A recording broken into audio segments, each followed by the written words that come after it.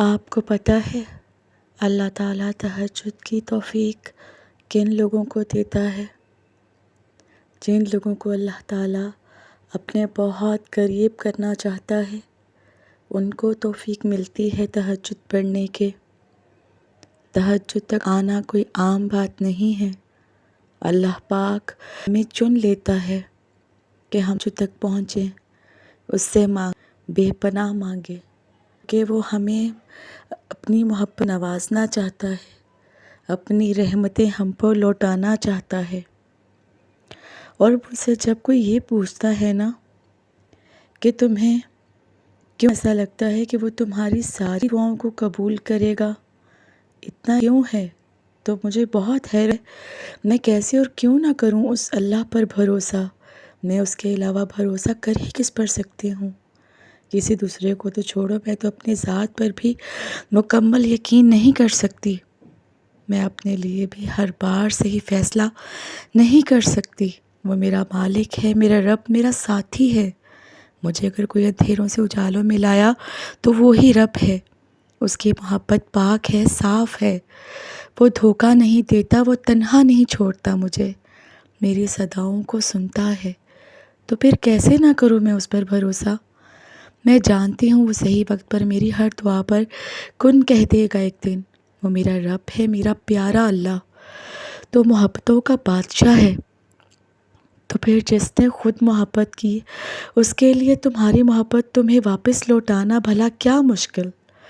جس کے ایک کن نے تمہیں اتنی ساری توفیق دی ہے کہ تم مانگو اس سے، اور وہ تمہاری کہانی کو ادھورا کیسے چھوڑے گا؟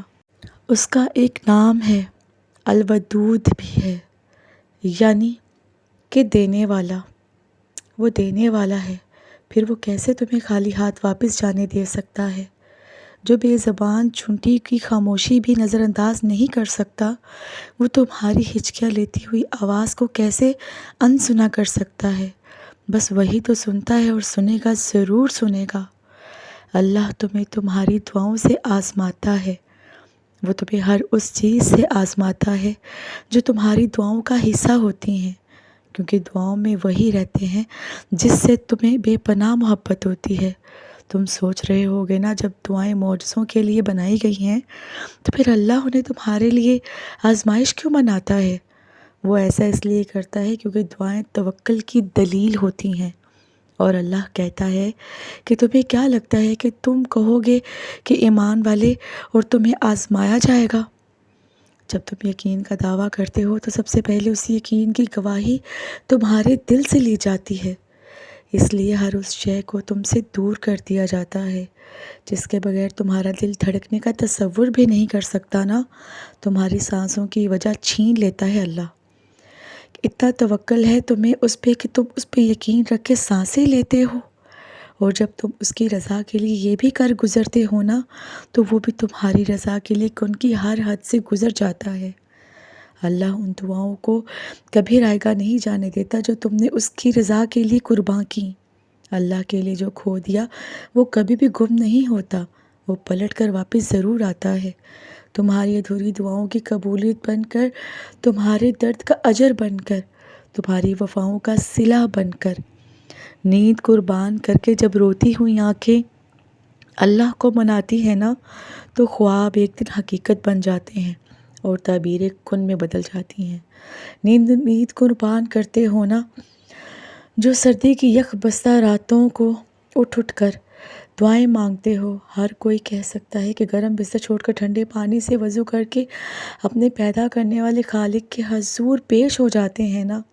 ہر کسی کے بے بس کی بات نہیں، اور نہ ہی توفیق ہر کسی کو دی جاتی ہے، لیکن جس کے دل میں یقین ہونا، محبت ہو، اچھا گمان ہو کہ میرا اللہ میری التجائیں سن لے گا، میرے آنسو ضائع نہیں جانے دے گا، جو مانگوں گا وہ مجھے مل جائے گا ایک دن، تو ایسے لوگوں کو وہ اپنی پسندیدہ عبادت کی توفیق دیتا ہے۔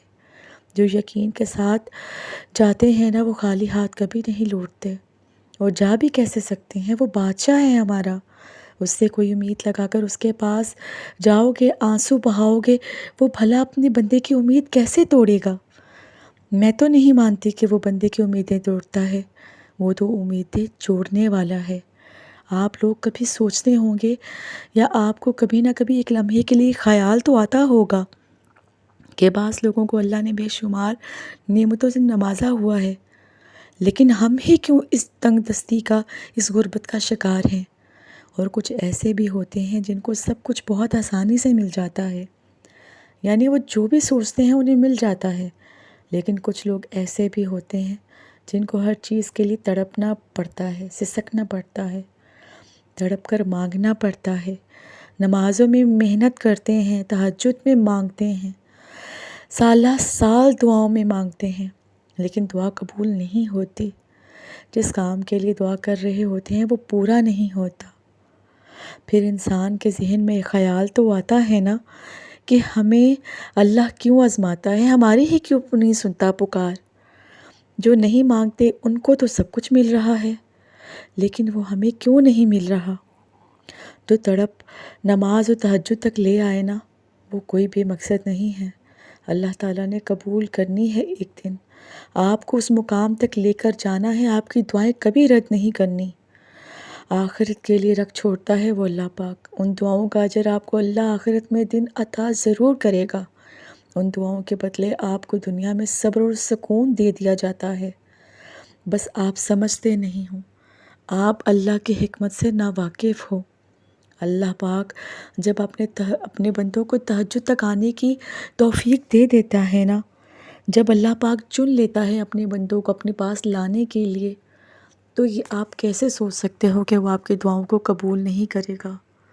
وہ بڑا ہی غفور و رحیم ہے، وہ آپ کی دعائیں سنے گا، وہ 7ویں آسمان کو چھوڑ کر وہ پہلے آسمان پر آ جاتا ہے، اتنا پیار کرتا ہے وہ اپنے بندوں سے۔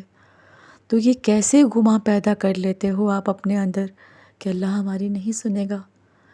جب آپ آدھی رات کو اٹھ کر اپنے اللہ کے ساتھ جا جڑتے ہو، سسکیاں لے لے کے روتے ہو، دعائیں کرتے ہو، آنسو جب نکلتے ہیں آنکھوں سے، تو یہ کیسے مان لو گے کہ اللہ پاک آپ کی دعائیں نہیں سنتا؟